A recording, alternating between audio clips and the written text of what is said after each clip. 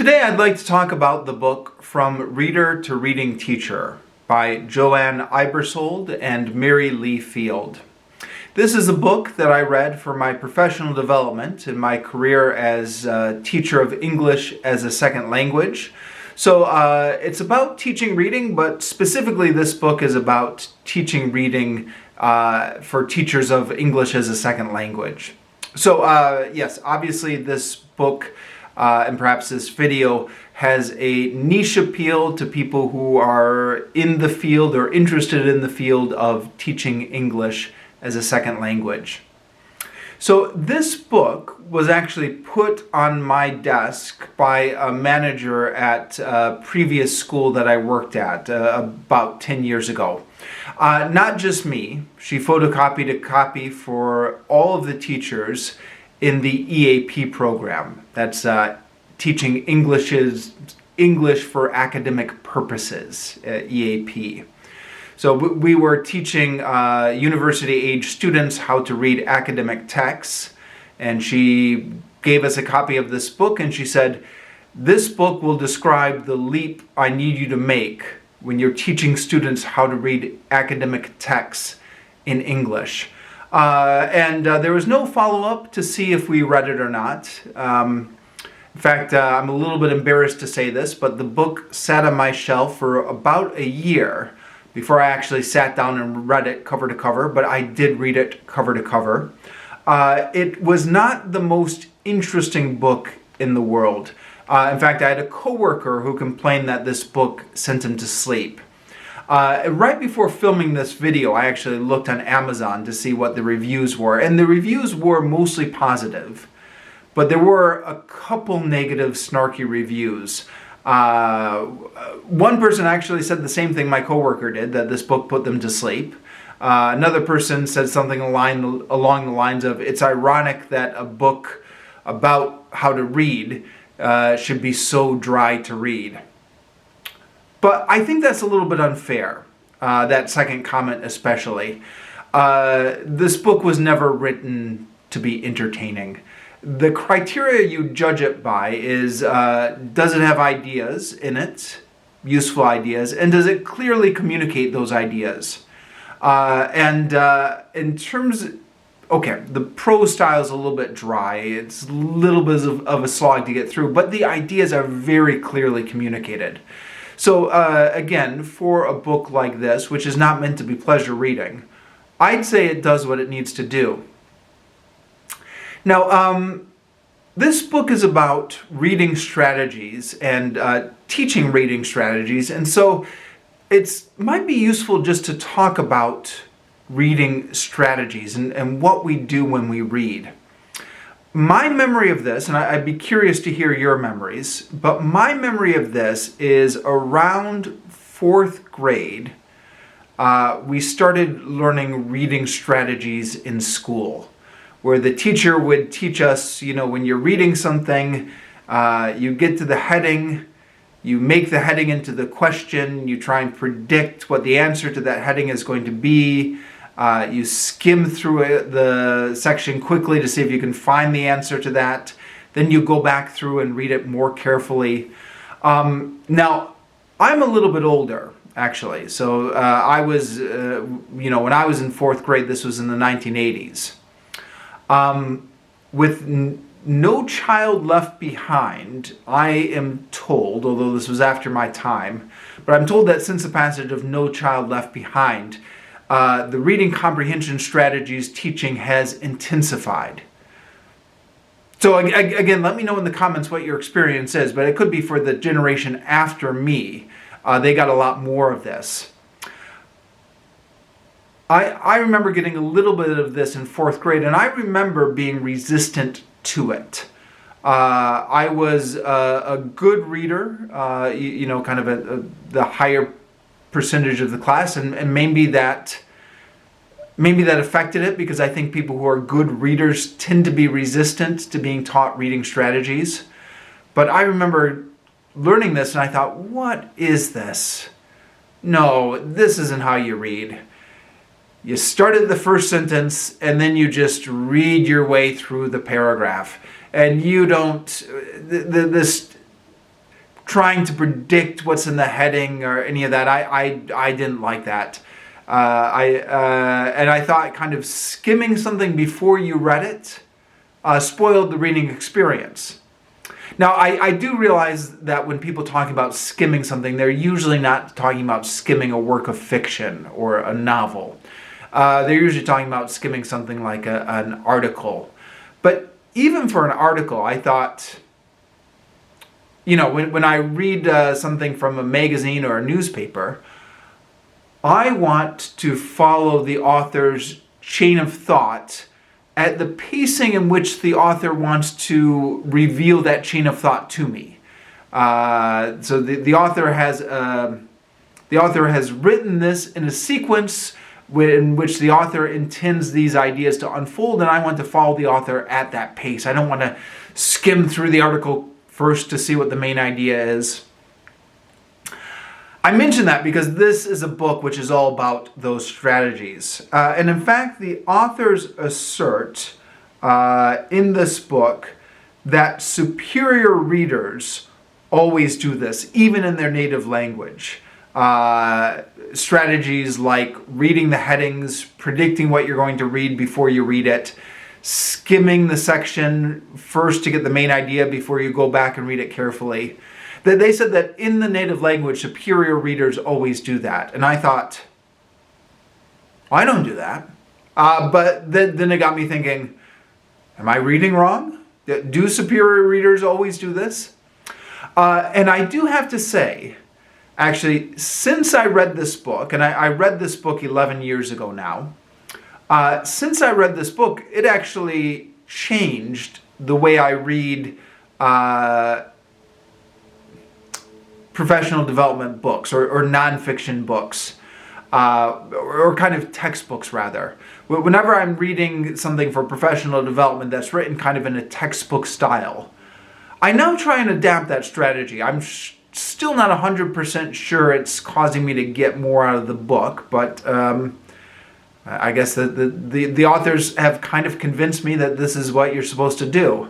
So when I'm reading something like a textbook, and I've read a lot of professional development books over the years, many of which I've reviewed on this channel, what I now do is before beginning each chapter, I go and look at each of the headings. I try and predict what's going to be in the book.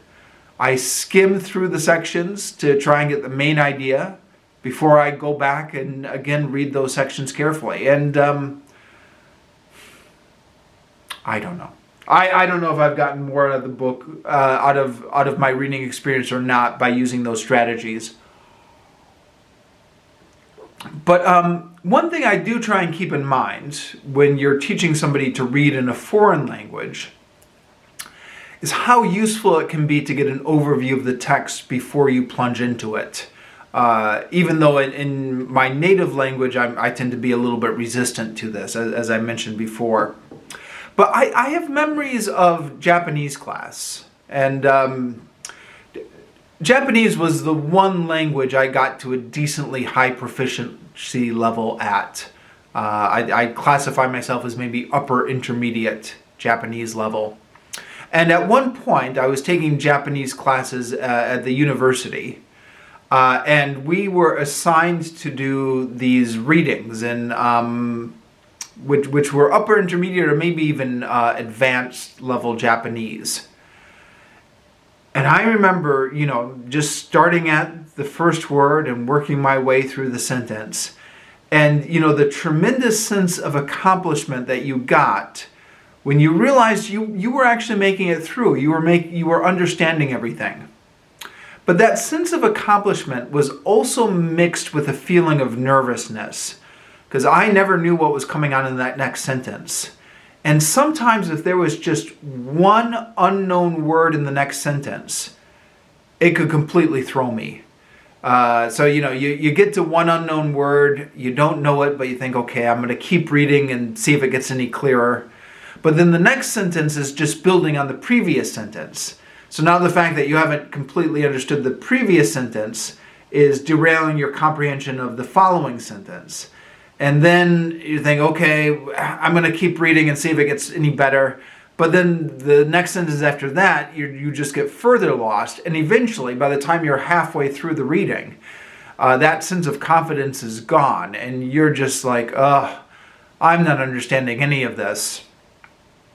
So with that memory, kind of semi-traumatic memory of trying to read advanced texts in my Japanese class in the back of my mind, I began to realize what a benefit it might be for a learner of English to do some skimming before they read the passage, because it's useful for them to know what the main idea of the passage is and where the passage is going. If they have like a mental map of where this passage is going before they get in and read for detail, then that's going to help them whenever they get to a sentence they don't understand. That sentence is not going to derail them and not going to cause them to completely lose confidence. Well, you never know. It might, but it's less likely to, because they already know where the passage is going. So they can miss a couple sentences here or there, but they can still be hanging on, and they can know where they're headed. So that's not actually in the book, From Reader to Reading Teacher. That's my own experience and my own additions to this, to how I helped to get over my reluctance to teach reading strategies to learners who are learning English as a foreign language. Yeah, so some other... let me back up. Another side of the coin, which is one of the big pushes with extensive reading philosophy, is that the students should be reading texts that are at their level, that are not too difficult for them in the first place.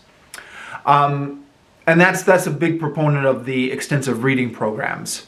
And the school I was working for at the time was very much in that ideology. They were a lot influenced by the extensive reading program, where students selected easy books that were at their level and built up their fluency that way.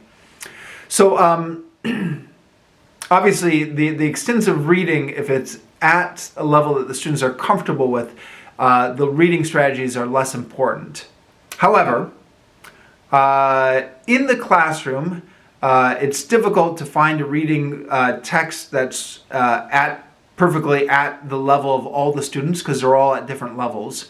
And also when doing intensive readings in the classroom, especially when you're teaching English for an academic purposes course, then that is a time when the students are supposed to be grappling with more difficult readings. I guess they call it intensive reading versus extensive reading. So these strategies are more useful for intensive reading in the classroom when the students are reading something that's a little bit above their level, and then maybe for extensive reading they should be reading something at their level. Okay, a couple other notes here. First of all, this book was published in 1997. I read it in 2013. It was already reading a little bit dated by then. And I just checked Amazon now to see if there was a new edition out. But no, it looks like it's still 1997. So, excuse me 1 minute. You can notice a few things here. So, for example, when I read this book at the school I was teaching at, the students were supposed to find reading passages online. Go to a news source online and find a news article online. And then they were also supposed to report about it online. Because, of course, everything's available online. Now, maybe not whole books available online, at least not legally, at least not all of them. But in terms of news articles, yeah, you can definitely find those online. Because this book was written in 1997, it talks about how you have to build up an extensive reading library for your students, and talks about ways to do that, and talks about getting them to record their readings in a reading journal using a notebook and pen and stuff like that. And of course, all of that is so changed by the internet. It's always interesting to read these teaching methodology books from the 90s and just reflect how much the internet has changed everything. But there you go, huh?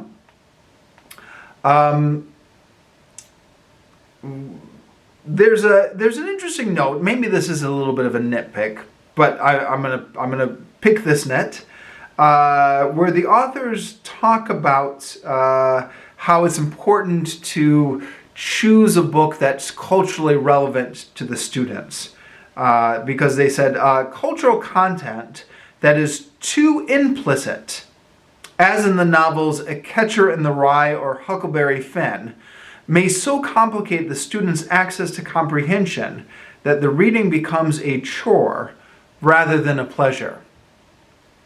Now, I think that's, as a general principle, that's actually right on.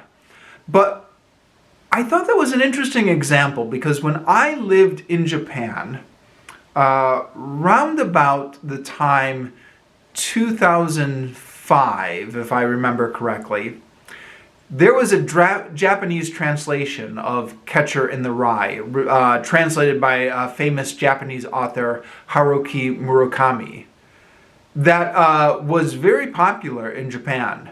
I mean, it had been translated into Japanese before, obviously, but this was a new translation by a celebrated Japanese author, and it brought it to the attention of a new generation of Japanese people. And there was for about a year, I remember when I was living in Japan, whenever the topic of reading or literature came up, Japanese friends would always want to talk about The Catcher in the Rye, like it was the book to read for that year in Japan. Now, of course, all this happened after this book, From Reader to Reading Teacher, was originally published in 1997. So they had no way of predicting that. I mean, who would have predicted that A Catcher in the Rye would be famous in Japan? And it was one of those things. It was a blip. So in a couple years, everyone in Japan had forgotten about it. I'm sure if you went to Japan nowadays and asked people about A Catcher in the Rye, they would have no idea about it. But for 1 year, around about 2005, it was a popular book in Japan. So, the point being, I guess, that it's easy to misguess which books might be popular across cultures and which books might not. I mean, another example, this was not one that the authors mentioned, but when I was living in Vietnam, round about 2015, 2016, there was a new translation in Vietnamese of To Kill a Mockingbird. And so for about 1 year, everyone in Vietnam was reading To Kill a Mockingbird.